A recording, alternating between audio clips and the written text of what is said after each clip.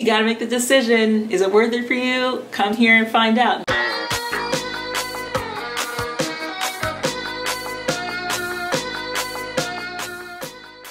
Hi guys, it's me, Essie Magic, and today I wanted to address some of the scary stuff about living in LA. Ooh, scary!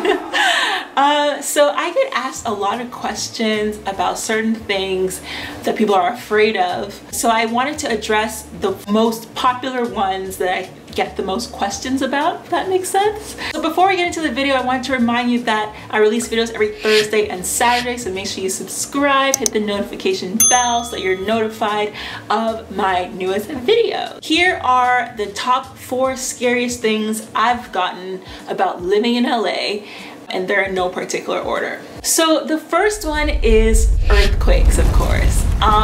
People are really afraid of earthquakes in LA, and if they come here, there's gonna be a big one and then something bad will happen to them or whatever. So let me give you a bit of a backstory. So I'm sure a lot of you guys have heard of the San Andreas fault line. So the San Andreas fault line runs all the way from Northern California all the way down into LA area, and I believe a little bit beyond that. And it's a pretty big deal because there has been a movie about it, and let's face it, if a movie is made about something, usually it's something pretty big. The theory is that we're due for another big one soon. So the last big one to happen on the San Andreas fault line was in 1906, I believe, in San Francisco, and I think around 3,000 people died, and that was the biggest one. And then from that one, there was one in Northridge in 1994 in LA, which I don't believe is related to the San Andreas fault. That's different. So the one that happened in 1994 was in Northridge area, and it is, I believe around 60 people died in that one. So, and that was in 1994. So that wasn't too long ago. But in terms of like a big one from like the San Andreas, where they say that it could be big enough to break off the half of California or whatever, they say that we're due for one because the last one that happened was all the way in 1906, and usually it's like a 160-year gap between, where that's when you should expect another one. Some scientists are saying we're not due for one for the next couple of decades, but then there's some that are saying that we should already be due for it now. So we're kind of just sitting ducks. It's one of those things where you just kind of have to hope for the best and hope that it doesn't happen while you're living in California or in your lifetime. But the good thing about earthquakes now, in terms of how California is built to handle them, is that ever since the Northridge earthquake happened, which was in 1994, which is like the valley area for those of you who don't know, ever since that earthquake happened, LA did put in a new building code law that forces any sort of old buildings to either retrofit their buildings so that they're prepared for earthquakes and any type of possible collapse, because that's what caused a lot of the casualties in the 1994 earthquake. And they also have within that code, you're not allowed to use certain materials on buildings or something like that. That old style, like the edge of the building could only stick out like 3 feet or something like that. I would say the city and county as a whole is much more built and ready to handle a big earthquake than it was in 1906 when that huge one happened, and even more ready than they were for the Northridge one, because that's obviously what caused the building code change to happen. So there are a lot of things in place to help protect against earthquakes or the things that cause the most damage, such as collapsed buildings, etc. So I hope that alleviates some of your concerns. It's one of those things where it's like, why would anybody live in a danger zone? It's typically because the positives of that location outweigh the risk of that danger. You gotta make the decision. Is it worth it for you? Come here and find out. Maybe you won't like it that much, and it's like, well, if I don't like LA anyway, why am I gonna be risking myself with earthquakes? The next thing that people are heavily afraid about, and with good reason because a whole bunch just happened, are forest fires. So the thing about forest fires is they tend to happen in a lot of areas that have a lot of brush, dry forestry area. So that's why you heard about all the ones like the Woolsey one, the Campfire one that just happened. Those were all places that are surrounded by a lot of brush and forestry. And so unfortunately, when you live in those areas, you're at risk for a fire happening, which is obviously very sad. When it does happen, it's scary for people who live through it, and it's also devastating for those who lost their homes and those who obviously perished, which is just so sad. That's, you know, yeah, I'm a strong believer that as long as you're safe, that's the best thing. I wouldn't care about losing my home in that case. I would just be happy that I'm safe.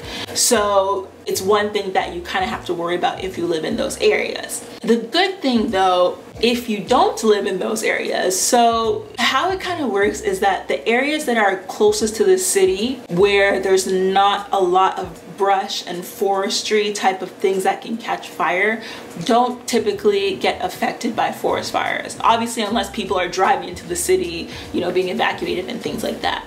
So for example, the area that I live, which is about 12 minutes from downtown LA, I was about, I'd say minimum 20 miles away from the edge of the forest fire. So, and that's not even the most heavy part, that's just the edge of the zone that they had marked on the map. So I was pretty far from them, so I would just stay in the city. If you're somebody who's scared about that, is I just wouldn't live so far up into the hills up north as much. If you stay close to the city, you probably won't have to worry about forest fires or anything like that. I mean, the closest I got was when I lived in the Santa Monica Brentwood area, and part of Bel Air had a fire. That was kind of scary because I could actually smell, like I came out of my apartment and I could literally smell the smoke, like, and at first I didn't even know it was a fire. So I was just like, is there a fire in my building? Like, that's what I thought it was. And then I realized it was from the forest fires, what I was smelling.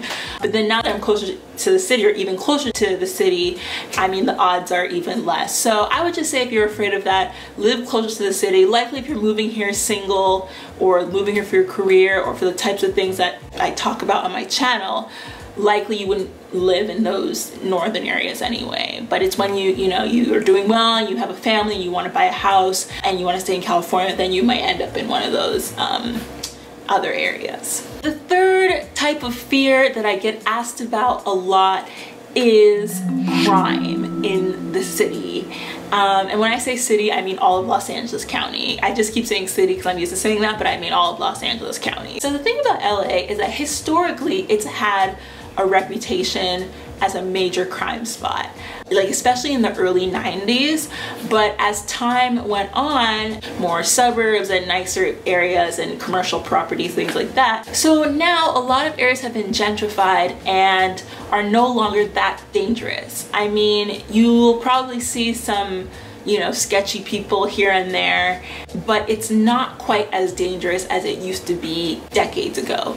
So that is a good thing. You really only have to worry about crime if you're out late at night, and that's not even in all areas. Like when I lived in West LA, when I lived in West Hollywood, I would walk around in the dark all the time and nothing happened to me. In fact, there was tons of people walking all over the place at night too, so I knew nothing would happen to me. In fact, the one time that I actually got attacked was in the broad daylight, and I made a video about that a long time ago, by the way. So it just goes to show it didn't even matter whether it was dark or not. I mean, of course, in the night there's higher chance. I will admit though, I did have my car broken into recently actually, and it was somebody who literally smashed my window, and I didn't have anything valuable in there anyway, so they smashed my window for nothing.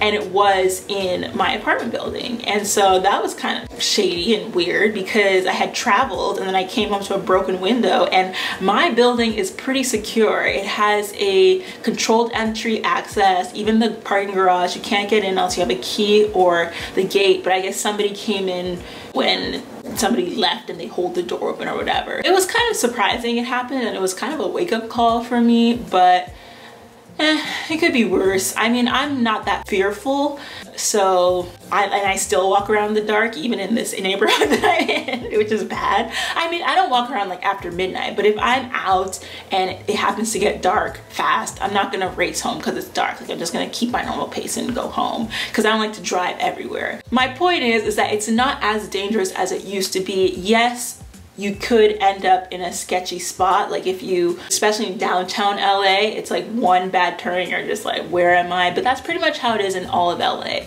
One, with the exception of West LA, one weird turn, one block the wrong way, and you're just kind of like, this area is a little weird, I want to drive out of here.